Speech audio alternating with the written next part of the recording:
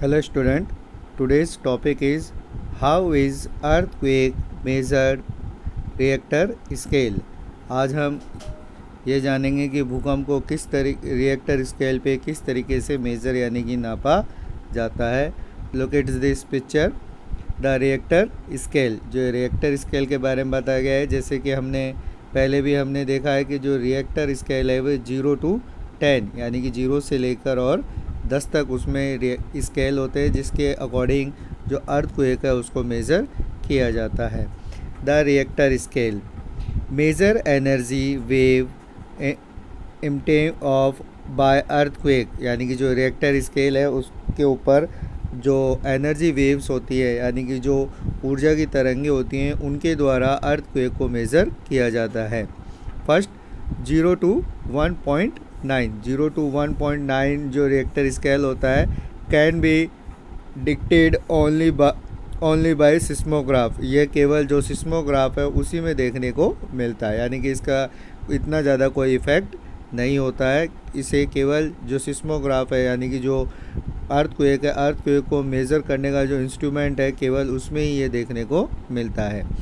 Second 2 to 2.9 hanging object में swing, यानी कि जो ऐसे इसका पता हम उस तरीके से लगा सकते हैं कि जैसे जो हमारे घरों में या कहीं पे भी जो हैंगिंग ऑब्जेक्ट यानी कि जो लटके हुई जो चीज़ें होती हैं जैसे बल्ब वगैरह जो भी है, झूमर वगैरह, ये जब शेकिंग यानी कि जो हिलने लगती है तो वो 2.29 रिएक्टर तक के जो अर्थक्वेक का जो स्केल है उस पे वो ऐसे मूव करती है।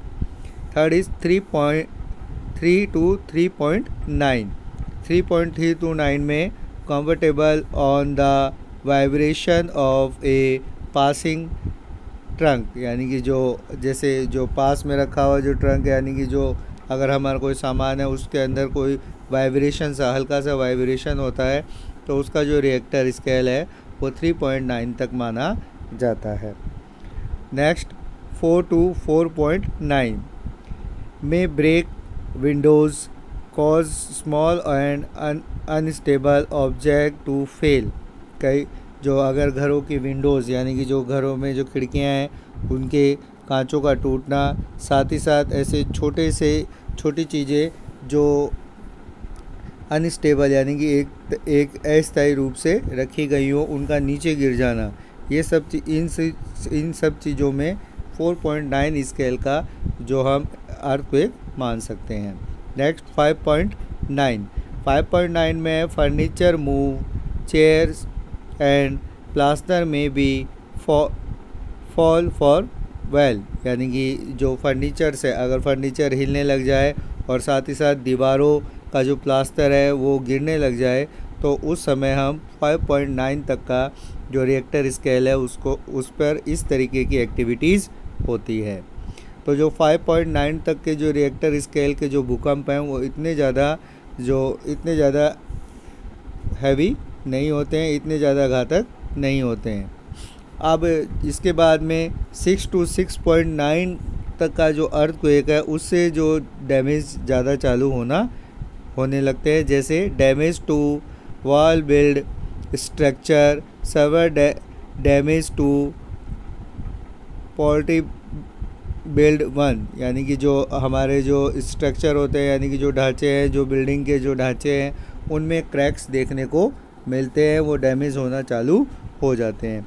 इसके बाद 7 to 7.9 रिएक्टर स्केल का जो रिएक्टर स्केल का भूकंप है उसमें building and foundation are damage, crack in the earth, pipelines broken. जो हम देखते हैं जो बिल्डिंग होती है उसमें डैमेज होना चालू हो जाता है, साथ ही साथ जो अर्थ है यानी कि जो अर्थ सरफेस है उसमें क्रैक्स देखने को हमें मिलते हैं, और जो अर्थ के अंडरग्राउंड जो पाइपलाइंस हैं वो भी ब्रोकन यानी टूटना प्रारंभ हो जाती है।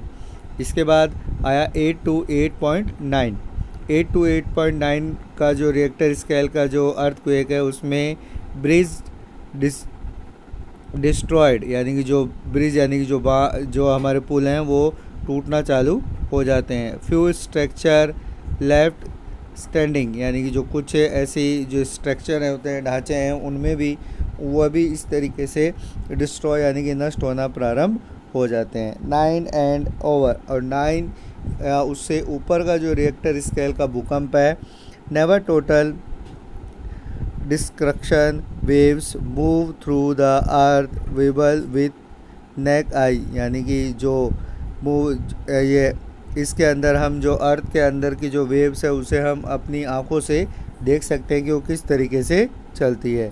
तो जो 5.9 तक के जो अर्थक्वेक आते हैं उसमें इतना ज़्यादा कोई डैमेज नहीं होता है, बट 6 से लेकर और जो 10 तक के जैसे जैसे जो रिएक्टर स्केल इंक्रीज़ होता जाता है वैसे वैसे उसकी जो डेंजर्स हैं, जो भूकंप हैं, जो अर्थक्वेक है, उसकी डेंजर हमें देखने को मिलती हैं। तो जो रिएक्टर स्केल है उसमें 0.0 से और 10 तक का रिएक्टर स्केल हमें देखने को मिलता है। 0 से 1.9 तक का रिएक्टर स्केल है वो केवल सिस्मोग्राफ पर कंसीडर होता है। 2.9 में जो हैंगिंग ऑब्जेक्ट है वो मूव करते हैं। 3.9 में जो हमारे पास की चीज़ें हैं वो वाइब्रेट होती हैं। 4.9 में जो विंडोज़ होती हैं वो क्रैक हो जाते हैं और जो अनस्टेबल ऑब्जेक्ट होते हैं वो नीचे गिरना चालू हो जाते हैं। 5.9 में जो फर्नीचर है वो मूव करने लग जाता है और जो दीवारें उसके प्लास्टर में क्रैक्स आ जाते हैं। 6.9 में अगर हम देखें जो बिल्ड स्ट्रक्चर है यानी कि जो बनी हुई ढांचे उनमें क्रैक्स हमें देखने को मिलते हैं। 7.9 तक अगर हम देखें तो जो हमारी बिल्डिंग है उसकी जो फाउंडेशन है वो उसमें क्रैक आ जाते हैं। साथ ही साथ जो अर्थ है यानी कि अर्थ सरफेस है उसमें क्रैक्स देखने को मिलते हैं। अंडरग्राउंड पाइपलाइन ब्रोकन हो जाती हैं। 8.9 का जो रिएक्टर स्केल है उसके अंदर ब्रिज डिस्ट्रॉय यानी कि जो हमारे पुल है वो गिरने लग जाते हैं और साथ ही साथ जो बड़े बड़े स्ट्रक्चर है उसमें भी क्रैक्स हमें देखने को मिलते हैं। और 9 एंड ओवर के जो अर्थक्वेक हैं उसको हम जो अपनी जो आइज़ हैं उसके द्वारा हम देख सकते हैं कि किस तरीके से जो अर्थ है उसके अंदर जो वाइब्रेशन जो मूव कर रहा है। तो ये हमारा है रिएक्टर स्केल।